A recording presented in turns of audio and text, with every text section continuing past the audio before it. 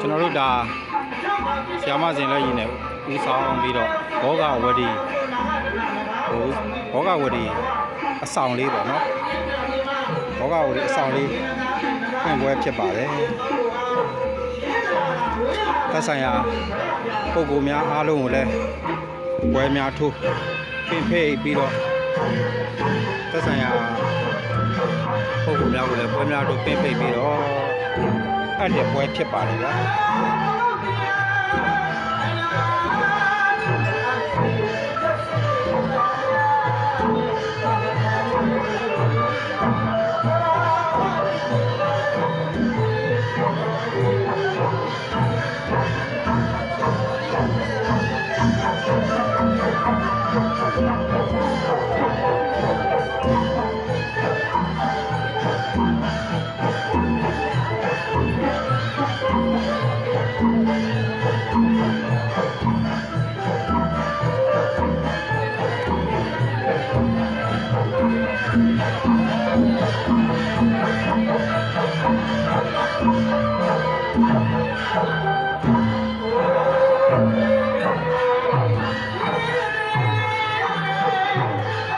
သက်ဆိုင်ရာ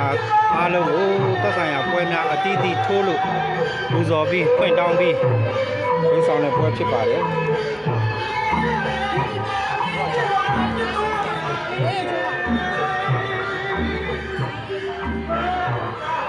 ဘောဂဝတီနဂါးဆောင်ပေါ့နော်ဒီနဂါးဆောင်လေးအပွဲဖြစ်ပါတယ်ဒါကျွန်တော်တို့ဒီဇေတဝန်အကြောင်းပေါ့နော်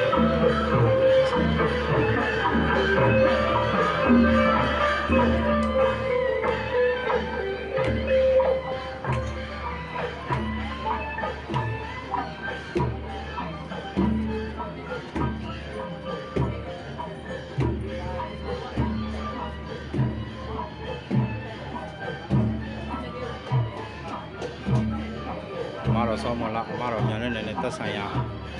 ငယ်တော်ကြီးများကိုလည်းပွဲများလမ်းများနဲ့အနမ်းပြီးတော့ဒီကျွန်တော်တို့နေရာထိုင်ခင်းလေး